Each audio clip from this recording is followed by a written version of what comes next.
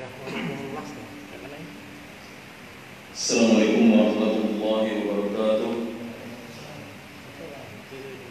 Innal hamdalillah nahmaduhu wa nasta'inuhu wa nastaghfiruh wa na'udzu billahi min shururi anfusina wa sayyiati a'malina. Man yahdihillahu fala mudilla lahu wa man yudlil fala hadiya lahu. أشهد أن لا إله إلا الله وحده لا شريك له وأشهد أن محمدا عبده ورسوله يا أيها الذين آمنوا اتقوا الله حق تقاته ولا تموتن إلا وأنتم مسلمون يا أيها الناس اتقوا ربكم الذي خلقكم من نفس واحدة وخلق منها زوجها وبث منهما رجالا كثيرا ونساء واتقوا الله الذي تساءلون به والأرحام إن الله كان عليكم رقيبا يا أيها الذين آمنوا اتقوا الله وقولوا قولا سديدا يصلح لكم أعمالكم ويغفر لكم ذنوبكم ومن يطع الله ورسوله فقد فاز فوزا عظيما أما بعد فإن أصدق الحديث كتاب الله وخير الهدى هدى محمد صلى الله عليه وعلى آله وسلم وشر الأمور محدثاتها فإن كل محدثة بدعة وكل بدعة ضلالة وكل ضلالة في النار. Jamaah kajian rahimani Allah wa iyyakum. Alhamdulillah, segala puji hanya milik Allah Subhanahu wa taala, alladzi bi ni'matihi, yang dengan nikmat dan karunia dari Allah semata tatimmus shalihat, segala kebaikan menjadi sempurna. Alhamdulillah, kita bersyukur kepada Allah Subhanahu wa taala. Hingga malam hari ini Allah masih memberikan kepada kita nikmatul Islam wal iman. Nikmat kita menjadi seorang muslim dan mukmin. Wa nikmatus sihhah, dan kita juga diberi nikmat kesehatan oleh Allah Subhanahu wa taala. Semoga Allah Subhanahu wa taala senantiasa menjaga keluarga kita, menjaga diri-diri kita, dan menjaga kaum muslimin. Dan semoga Allah Subhanahu wa taala menambahkan untuk kita ilmu yang bermanfaat. Kita lanjutkan kajian kitab Al-Aqidatul Islamiyah, Akidah Islam, minal kitabi was sunnati sahihah, dari Al-Quran dan sunnah yang sahih. Sebuah kitab yang disusun oleh Syekh Muhammad Ibnu Jamil Zinu rahimahullahu ta'ala. Silakan dibuka kitabnya. Sebagaimana disampaikan oleh panitia kajian, bahwa terakhir pembahasan kita di Masjid At-Taifah Al-Mansurah di Singgahan Bari Kediri sampai halaman 32 ya. Hari ini kita masuk halaman 33. Pembahasan yang baru adalah tentang Al-Aqidatu Awwalan Amil Hakimiyah. Al-aqidatu, akidah, awalan, yang pertama kali didakwahkan dan diajarkan, amil hakimiyah, ataukah ajakan seruan untuk meraih kekuasaan. Jadi di dalam agama kita, apakah dakwah itu dimulai dengan penanaman akidah, disampaikannya tauhid, diajarkannya akidah Islam yang benar, ataukah umat dan masyarakat kaum muslimin diajak untuk meraih kekuasaan? Maka kata beliau, kata Syekh Muhammad Ibnu Jamil Zinu rahimahullahu taala, ajabad da'iyatul kabir Muhammad Qutb ala hadha fi muhadaratin alqaha fi daril hadith di Makkahal Mukarramah. Maka jawaban dari pertanyaan ini ajab ad-da'iyatul kabir, seorang dai yang besar, yang populer telah menjawab, yaitu Syekh Muhammad Qutb rahimahullahu taala. Ala hada, atas pertanyaan ini, fi muhadaratin, dalam sebuah ceramah ilmiah, alqaha fi daril hadits, yang beliau sampaikan ceramah tersebut di Institut Darul Hadits di Makkah al-Mukarramati, di Makkah al-Mukarramah. Saya ingin sebenarnya adalah seorang adib, seorang pujangga, sastrawan, dan bukanlah seorang ulama. Berbeda dengan saudaranya ini. Adapun Syekh Muhammad Qutb, beliau seorang dai, orang yang dikenal keilmuannya, sekalipun tidaklah sekaliber ulama-ulama besar, namun dikenal keilmuannya. Dan Syekh Muhammad Qutb berbeda pandangan dengan saudaranya. Beliau lebih condong kepada Al-Quran dan Sunnah, dan beliau memandang bahwa dakwah itu dimulai dengan dakwah tauhid dan penanaman akidah kepada kaum muslimin. Ini tentu berbeda dengan pandangan dari saudara laki-lakinya Sayyid Qutb yang dihukum hukuman bunuh oleh pemerintah Mesir waktu itu. Thayyib. Dan Syekh Muhammad Qutb ini dilahirkan pada tahun 1919 Miladiah Masehi dan wafat pada tahun 2014, tepatnya di sebuah mustasfa rumah sakit di Jeddah. Jadi beliau wafat di Makkah al-Mukarramah, karena sampai akhir hayatnya beliau tinggal di Makkah al-Mukarramah. Dan ini termasuk kebaikan dari kerajaan Saudi Arabia atau Al-Mamlakah Al-Arabiyah Saudiyah, di mana mereka, Raja Saudi, banyak menyelamatkan ulama-ulama, pemikir-pemikir Islam yang menghadapi perjuangan berat di negerinya masing-masing. Thayyib. Beliau mengatakan, wa hadza nassus su'al, dan ini adalah nas pertanyaan yang diajukan kepada Syekh Muhammad Qutb atau Muhammad Qutb. As-su'al ats-tsalits, pertanyaan yang ketiga, as-su'al ats-tsalits, al-ba'du yaqul, kata penanya, sebagian ada yang bertanya, ada yang berkata, innal islama sayaudu min kibalil hakimiyah, innal islama, sesungguhnya kejayaan Islam, sesungguhnya Islam sayaudu akan kembali min kibalil hakimiyah, dari sisi dakwah dengan ajakan untuk meraih kekuasaan. Jadi ada sebagian kaum muslimin yang memandang bahwa Islam ini akan jaya kembali apabila kaum muslimin berupaya untuk meraih kekuasaan. Ini pandangan sebagian manusia sampai detik ini seperti itu para jemaah. Dan mohon yang mendengar ceramah ini yang mungkin berbeda pandangan dengan Syekh Muhammad Jamil Zainu, di mana beliau tidak sepakat dengan pandangan seperti ini.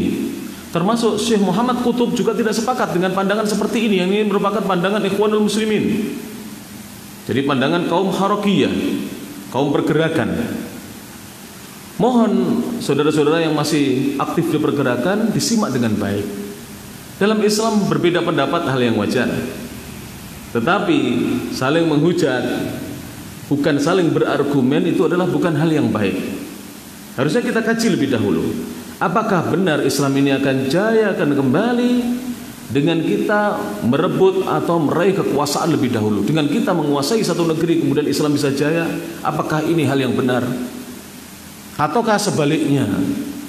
Maka beliau mengatakan kemudian, wal akharu yaqul, sebagian yang lainnya, kaum muslimin yang lainnya berpandangan mengatakan, sayyaudul Islamu, Islam akan kembali jaya an tariqi, dari jalan tashihil aqidati, tashih akidah, pembenaran akidah, menanamkan akidah yang benar. Jadi inilah pandangan Ahlus Sunnah wal Jamaah. Mereka-mereka ulama-ulama pengikutnya Ahlus Sunnah wal Jamaah berpandangan bahwa Islam akan jaya apabila para dai, para ulama, para guru agama memperbaiki akidah umat, di mana umat akidahnya tidak lagi berakidah dengan akidah Islam. Mereka meyakini akidah-akidah yang menyimpang dari ajaran Rasulullah sallallahu alaihi wasallam. Taib. Kemudian wat tarbiyatil jamaiyah, dan Islam akan kembali jaya dengan kita kaum muslimin mendidik secara bersama-sama generasi yang akan datang. Maaf, sebagian saudara kita yang menyibukkan dirinya dengan perpolitikan, ini hampir-hampir boleh dikatakan kurang. Saya tidak mengatakan tidak ya, kurang memperhatikan pendidikan anak-anak. Bahkan di antara mereka tidak memperdulikan apakah anaknya sudah mengerti akidah yang benar atau belum, tidak peduli.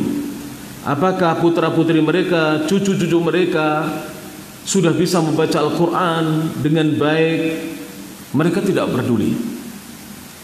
Kurang peduli pada jamaah yang rahmati Allah Subhanahu wa taala. Fa ayyuhuma, maka pertanyaannya, maka mana di antara keduanya as-sahhu, yang paling benar? Mana di antara keduanya yang benar? Apakah memulai meraih kekuasaan atau memulai dengan perbaikan akidah? Maka al-jawab dijawab oleh Syekh Muhammad Qutb, yang mungkin kita sangka bahwa beliau ini sehaluan atau sependapat dengan saudaranya yang berpaham harakah, berpaham apa? Pergerakan. Ternyata tidak. Tidak sama. Kadang-kadang berjamaah saudara sekandung itu tidak sama pemahamannya. Yang satu ke utara, yang satu ke selatan. Yang satu berpaham Ahlus Sunnah wal Jamaah, yang satu tidak mau mengikuti faham Ahlus Sunnah wal Jamaah. Maka beliau menjawab, al-jawab, min aina ta'ti hakimiyatu hadad dini fil ard. Min aina ta'ti, dari mana datangnya hakimiyatu hadad dini, berkuasanya agama ini, fil ardi, di muka bumi. Maksudnya adalah bagaimana Islam bisa berkuasa di muka bumi. Dari mana datangnya? In lam yakun, jika tidak ada du'atun, dai-dai yusahhihun al-aqidah, yang mereka berjuang memperbaiki akidah, meluruskan akidah. Jadi tidak mungkin Islam ini bisa berkuasa tanpa adanya para dai yang berdakwah pagi, siang, malam untuk meluruskan akidah umat Islam. Saya mau bertanya, jumlah kaum muslimin sekarang ini berapa para jamaah? Lebih dari 1,6 miliar, 1.600 juta lebih jumlah kaum muslimin. Bandingkan dengan jumlah para sahabat di zaman Rasulullah SAW. Ketika Fathu Mekah kurang lebih masih 100 ribuan kaum muslimin, 100 ribu. Di zaman Umar para sahabat kurang lebih masih ratusan ribu jumlahnya, belum sampai jutaan, ditambah dengan para tabi'in. Namun pemerintahan Umar, kekhalifahan Umar sudah berhasil menguasai Persia yang sebelumnya adalah salah satu dari negara adidaya bersama Romawi. Dikuasai di zamannya sama Umar bin Khattab radhiyallahu taala anhu ardahu. Tentu kita bertanya-tanya, apa yang membuat para sahabat diberi kemenangan oleh Allah Subhanahu wa taala? Bahkan kaum muslimin sudah pernah kekhalifahannya mencakup 30 negara bagian. Jadi kekhalifahan itu adalah gabungan dari negara-negara semacam begitu, semacam kayak Amerika, Uni Soviet di masa lalu, Malaysia, itu kan negara-negara bagian. Itu sampai 30 negara para jemaah yang rahmati Allah Subhanahu wa taala. Sepertiga belahan bumi sudah pernah ya dihuni kaum muslimin. Bahkan kaum muslimin pernah tinggal di Andalus, di Spanyol selama kurang lebih 7 abad lamanya. Hampir 800 tahun mereka menduduki Spanyol, berkuasa Spanyol. Itu semuanya karena para dai mendakwahkan tauhid, meluruskan akidah. Bukan mereka tergila-gila dengan kekuasaan, bukan mereka berlomba-lomba untuk meraih kekuasaan. Sekarang bandingkan dengan kondisi sekarang ini, di mana kaum muslimin sibuk dirinya dengan meraih kekuasaan, siang malam bicara politik, siang malam bicara politik. Tapi anaknya tidak bisa baca Quran, dia seperti tidak mau tahu. Keluarganya tidak mengenal akidah yang benar, dia tidak mau tahu. Para jamaah, ini adalah musibah besar yang menimpa kaum muslimin di zaman ini. Maka beliau mengatakan, wa yu'minuna, jika tidak ada para dai yang mereka beriman imanan sahihan, dengan keimanan yang benar. Jadi tidak mungkin agama Islam ini, kaum muslimin bisa berkuasa di buminya Allah jika tidak ada para dai yang beriman dan keimanan yang benar. Wa yubtaluna, lantas atau kemudian mereka diberi ujian oleh Allah Subhanahu wa taala fi dinihim, di dalam agama mereka. Fayasbirun, namun mereka bersabar ketika diberi ujian karena mereka berpegang teguh dengan keimanan mereka. Wa yujahiduna fi sabilillah, dan mereka berjihad di jalan Allah. Fayahkumu dinullahi fil ard, maka agama Allah akan memimpin di muka bumi. Jadi syaratnya, kalau kita ingin agama Allah ini memimpin di muka bumi, dimenangkan oleh Allah Subhanahu wa taala di muka bumi ini, dengan kata lain kaum muslimin ya diberi oleh Allah Subhanahu wa taala kekuasaan, maka syaratnya adalah para dai harus memperbaiki, meluruskan akidah kaum muslimin. Mereka harus beriman dengan iman yang benar. Mereka harus bersabar ketika diuji oleh Allah Subhanahu wa taala, tidak menggadaikan agama mereka, tidak menjual agama mereka, dan mereka betul-betul bersungguh-sungguh. Berjihad di sini maknanya apa? Bersungguh-sungguh berjuang di jalan Allah Subhanahu wa taala. Jihad tidak mesti dengan pedang. Jangan disalahpahami selama ini. Kalau dikatakan yujahiduna fisabilillah, bersungguh-sungguh, seorang guru bersungguh-sungguh mengajar, para murid, para santri bersungguh-sungguh belajar, pengurus yayasan bersungguh-sungguh mengatur yayasannya dengan baik, yang punya harta bersungguh-sungguh membantu kaum muslimin, membantu dakwahnya kaum muslimin, membantu pendidikan, membantu panti asuhan, membantu rumah sakit Islam. Ini semuanya perlu jihad.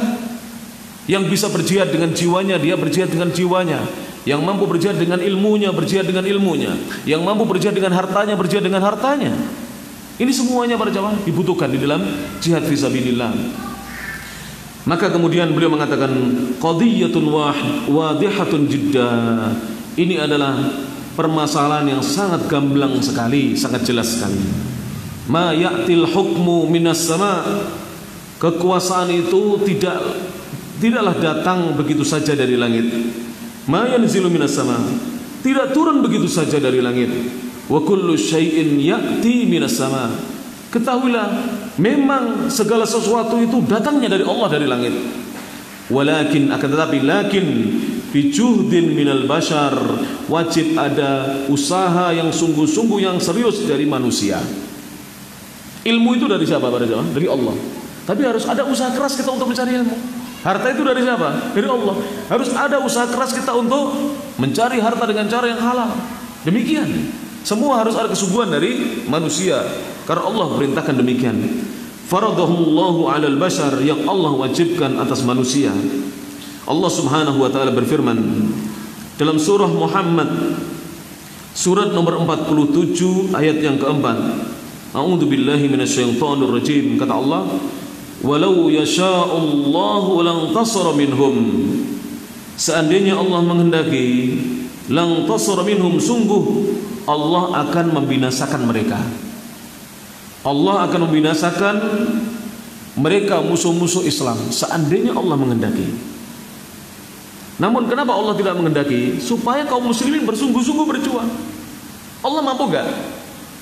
Ya, membinasakan siapa saja yang mengganggu dakwah Islam. Sangat mampu, sangat berkuasa Allah Subhanahu wa taala.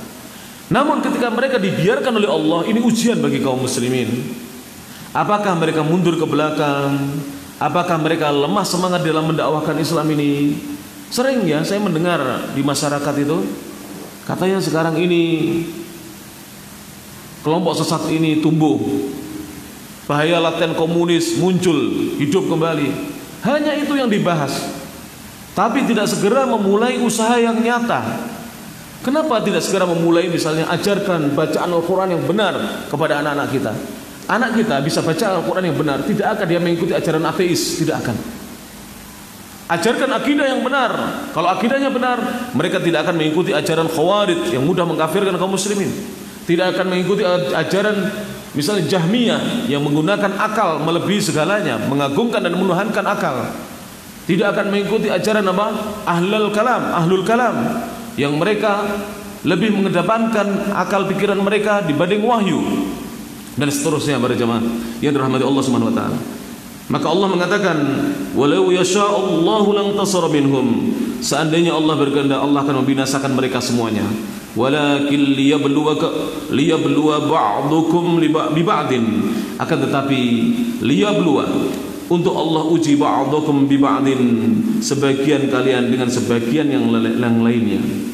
La budda, kata Syekh Muhammad Qutub, maka wajib an nabda'a bi tashihil aqidah, untuk kita memulai membenarkan akidah kaum muslimin, wa tarbiyati jilin 'alal aqidati shahihah, dan mendidik generasi muda di atas akidah yang benar. Jadi harus kita mulai sekarang. Kita mendidik kaum muslimin, meluruskan akidah kaum muslimin. Jangan dengarkan kata-kata orang, ya. Kalau kita berupaya meluruskan akidah, pasti ada orang yang kontra dengan kita. Jangankan kita, Rasulullah SAW saja dimusuhi, lebih-lebih kita ini. Jadi berdakwah jangan menghiraukan ucapan orang. Kata para ulama, kalamun nasi la yantahi, ucapan manusia tidak akan berhenti. Sebaik apapun kita, ya, selembut apapun dakwah kita, semulia apapun akhlak kita, sedermawan apapun kita, tetap mesti ada orang yang tidak suka dengan kita.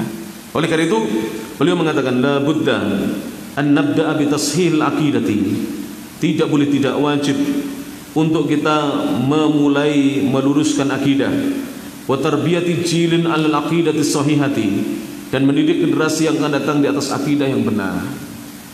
Masya Allah para jemaah, kalau kita nanti di hari tua, kita mengetahui anak-anak kita baca Qur'annya bagus, hafalan Qur'annya banyak, bisa berbahasa Arab, ya, kemudian mengerti akidah yang benar, akhlak mereka mulia, mereka mengerti adab dan etika dalam Islam, bagaimana sikapnya seorang anak berorang tua. Kemudian mereka memiliki beberapa akhlak-akhlak yang terpuji seperti as-sidq, kejujuran, al-amanah, sikap amanah, bisa dipercaya. Maka negeri ini akan maju ke depan. Dan negeri ini akan penuh dengan karya-karya anak bangsa. Apabila negeri ini generasi mudanya, generasi yang demikian itu, kemudian mengetahui bahasa Inggris, bisa matematika, faham teknologi, Masya Allah. Anak-anak kita berjamaah, yang dokter bacaan Qurannya tidak kalah dengan yang ustaz, yang insinyur bacaan Qurannya tidak kalah dengan imam masjid. Kalau sudah sedemikian ini berjamaah kondisi generasi anak muda kita, generasi muda kita, maka ini harapan yang cerah bagi bangsa kita, bukan hanya bagi kaum muslimin, bagi bangsa kita. Negeri ini butuh orang-orang yang jujur berjamaah, butuh orang-orang yang amanah, butuh orang-orang yang ikhlas di dalam berjuang negeri kita ini. Maka kembalinya adalah perbaikan akidah. Kemudian beliau mengatakan, jilun, satu generasi, yubtala, yang diberi ujian oleh Allah Ta'ala, fayasbiru alal bala, namun generasi itu bersabar atas berbagai macam bala, ujian, kama sabarul jilul awal, sebagaimana telah bersabar generasi yang pertama. Generasi ini siapa? Para sahabat. Ujiannya luar biasa berjamaah. Tidak ada generasi yang diuji seberat generasi para sahabat. Namun mereka bersabar, dan hasilnya adalah Allah memberikan kemenangan demi kemenangan, kejayaan demi kejayaan kepada mereka, para sahabat Nabi radhiyallahu anhum ajma'in.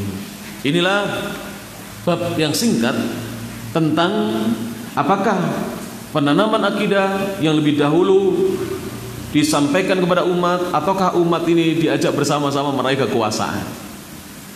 Sebenarnya sudah pernah saya sampaikan beberapa wacana-wacana, pengetahuan-pengetahuan, berikut bantahan-bantahannya, bahwa mereka-mereka yang memulai dengan gerakan untuk meraih kekuasaan, perjuangan mereka seperti berjalan di tempat jika mereka tidak memperbaiki akidah umat.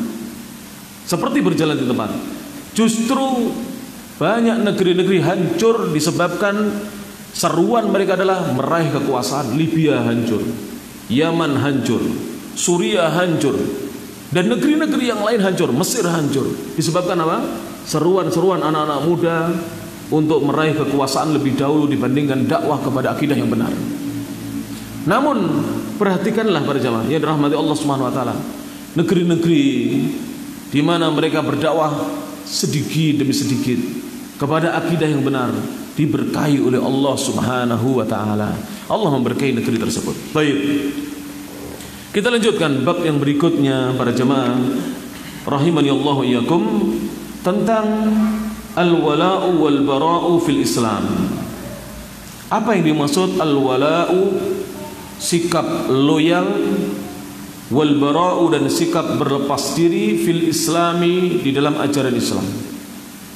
Jadi dalam agama kita, seorang muslim wajib dalam dirinya dia mengenal dua sikap ini, al-wala', loyal, wal bara', dan berlepas diri.